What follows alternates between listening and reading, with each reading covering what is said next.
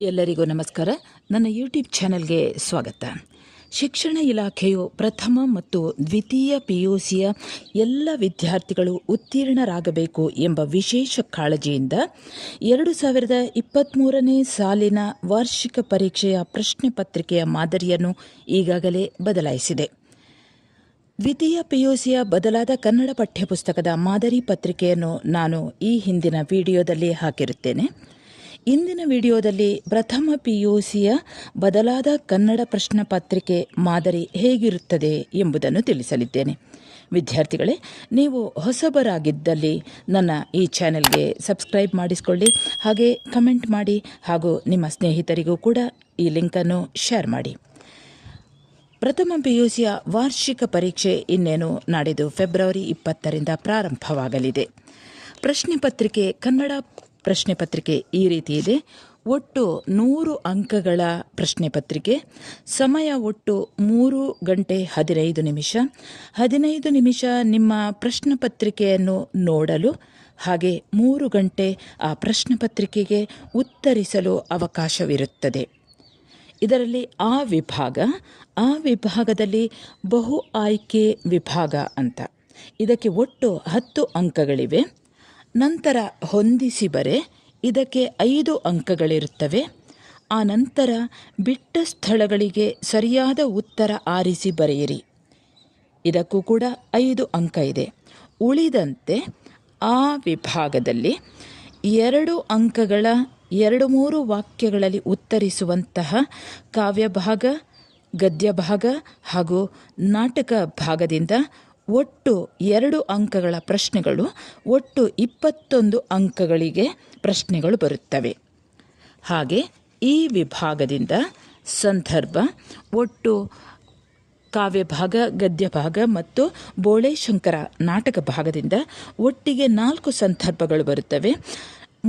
ಒಂದು ಸಂದರ್ಭಕ್ಕೆ 3 ಅಂಕಗಳಿರ್ತವೆ, ಒಟ್ಟಿಗೆ 12 ಅಂಕಗಳು.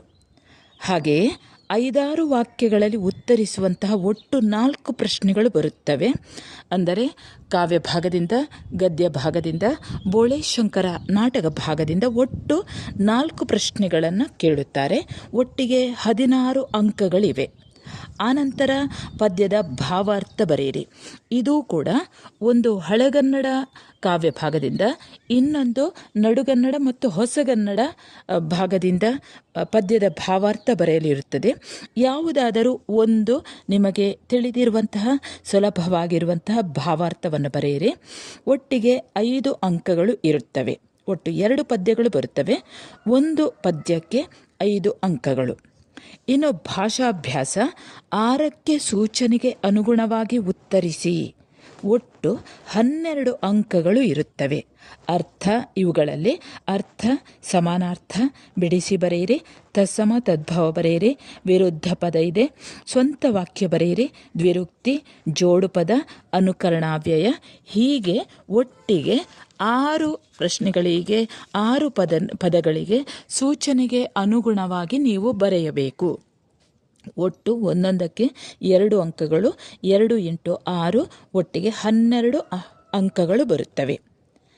ಇನ್ನು ಪ್ರಬಂಧ, ಯಾವುದಾದರೂ 2 ಪ್ರಬಂಧದ ವಿಷಯಗಳನ್ನು ಕೊಟ್ಟಿರ್ತಾರೆ. ಅದರಲ್ಲಿ ನಿಮಗೆ ಯಾವುದು ಸುಲಭ ಇದೆಯೋ ಆ ಒಂದು ಪ್ರಬಂಧವನ್ನು ಬರೆಯುವಂಥದ್ದು. ಒಟ್ಟಿಗೆ 5 ಅಂಕ ಇದೆ.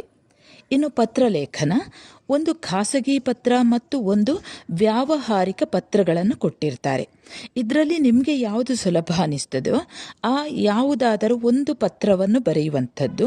ಒಟ್ಟಿಗೆ ಇದಕ್ಕೆ 4 ಅಂಕಗಳಿವೆ. ಇನ್ನು ಗಾದೆಯನ್ನು ವಿಸ್ತರಿಸಿ ಬರೆಯುವಂಥದ್ದು. ಒಟ್ಟಿಗೆ 2 ಗಾದೆಯನ್ನು ಕೊಟ್ಟಿರ್ತಾರೆ. ನೀವು ಯಾವುದಾದರೂ ಒಂದು ಗಾದೆಯನ್ನು ಬರೆಯಬೇಕು. ಇದಕ್ಕೆ 4 ಅಂಕಗಳಿರುತ್ತವೆ. ಹೀಗೆ ಒಟ್ಟು 100 ಅಂಕಗಳ ಕನ್ನಡ ಪ್ರಶ್ನೆ ಪತ್ರಿಕೆ ಇರುತ್ತದೆ. ಆತ್ಮೀಯ ಪ್ರಥಮ PUCಯ ವಿದ್ಯಾರ್ಥಿಗಳೇ, ನಾನಿವತ್ತು ಒಂದು ಮಾದರಿ ಪ್ರಶ್ನೆ ಪತ್ರಿಕೆಯನ್ನು ನಿಮ್ಮೆದುರಿಗೆ ತೋರಿಸಲಿದ್ದೇನೆ. ಅದರ ಉತ್ತರವನ್ನು ನಾನು ಹೇಳುತ್ತೇನೆ, ಸರಿಯಾಗಿ ನೀವು ಕೇಳಿಸಿಕೊಳ್ಳಿ.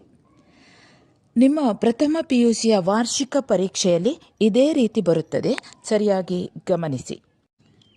ಪ್ರಶ್ನೆ ಪತ್ರಿಕೆ ನೋಡುವ. ಆ ವಿಭಾಗ ಬಹು ಆಯ್ಕೆ ವಿಭಾಗ. ಈ ಕೆಳಗಿನ ಪ್ರಶ್ನೆಗಳಿಗೆ ನೀಡಿರುವ ಉತ್ತರಗಳಲ್ಲಿ ಸರಿಯಾದುದನ್ನು ಆರಿಸಿ ಬರೆಯಿರಿ. 1ನೇ ಪ್ರಶ್ನೆ ಹೀಗಿದೆ: ಅಖಂಡ ಕರ್ನಾಟಕದ ಮುಖ್ಯಮಂತ್ರಿ ಯಾರು? ಉತ್ತರಗಳು 4 ಕೊಟ್ಟಿದ್ದಾರೆ.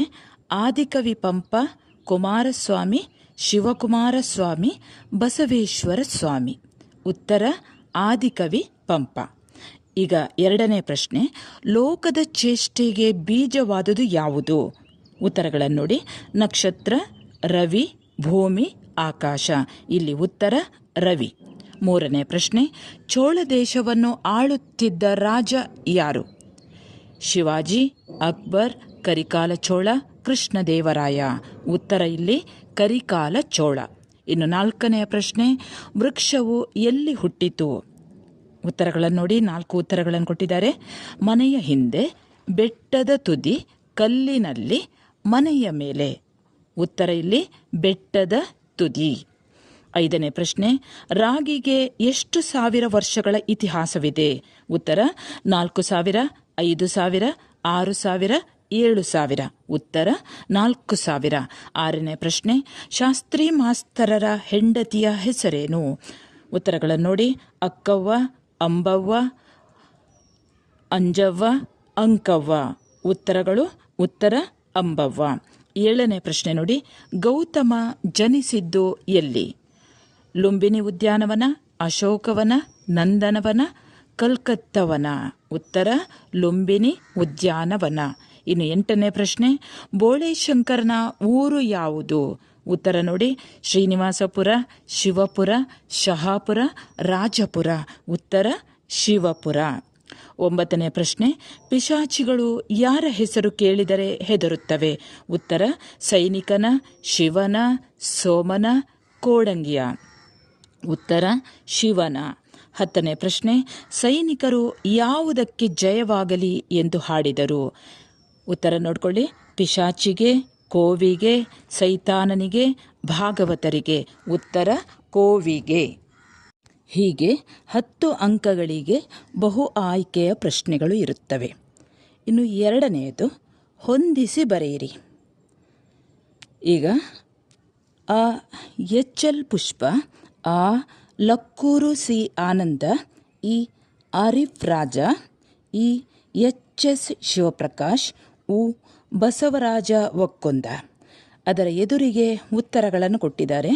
ಯಾವ ಉತ್ತರ ಅಂತ ನೀವು ಆಯ್ಕೆ ಮಾಡಿಕೊಳ್ಬೇಕು. ಇಲ್ಲಿ ಯಾವುದು? ಎಚ್.ಎಲ್. ಪುಷ್ಪ. ಇದರ ಎದುರಿಗೆ ಜೀವಕ್ಕೆ ಇಂಧನ, ಹೊಲಿಗೆ ಯಂತ್ರದ ಅಮ್ಮಿ, 3ನೇದು ಮಗು ಮತ್ತು ಹಣ್ಣುಗಳು, 4ನೇದು ದೇವರಿಗೊಂದು ಅರ್ಜಿ, 5ನೇದು ಕುವೆಂಪು, 6ನೇದು ಸುನಾಮಿಯ ಹಾಡು. ಈಗ ಎಚ್.ಎಲ್. ಪುಷ್ಪ ಅವರು ಏನು ಬರೆದಿದ್ದಾರೆ ಅನ್ನೋದನ್ನು ನಾವೀಗ ಉತ್ತರ ಯಾವುದಿರ್ಬೋದು ಅನ್ನುವಂಥದ್ದನ್ನು ಇಲ್ಲಿ ನಾವು ಹುಡುಕಬೇಕಾಗುತ್ತದೆ. ಎಚ್.ಎಲ್. ಪುಷ್ಪ ಅವರು ಬರೆದಿರುವಂಥದ್ದು ಸುನಾಮಿಯ ಹಾಡು. ಲಕ್ಕೂರು ಸಿ ಆನಂದ ಅವರು ಬರೆದಿರುವಂಥದ್ದು ಯಾವುದು? ದೇವರಿಗೊಂದು ಅರ್ಜಿ. ಇನ್ನು ಈ ಆರಿಫ್ ರಾಜ ಇಲ್ಲಿ ಬರೆದಿರುವಂಥದ್ದು ಹೊಲಿಗೆ ಯಂತ್ರದ ಅಮ್ಮಿ. ಸರಿಯಾದ ಉತ್ತರ ಇದು. ಎಚ್.ಎಸ್. ಶಿವಪ್ರಕಾಶ್ ಅವರು ಬರೆದಿರುವಂಥದ್ದು ಯಾವುದು? ಮಗು ಮತ್ತು ಹಣ್ಣುಗಳು. ಉ ಬಸವರಾಜ ಒಕ್ಕೊಂದ ಇವರು ಬರೆದಿರುವಂಥದ್ದು ಜೀವಕ್ಕೆ ಇಂಧನ.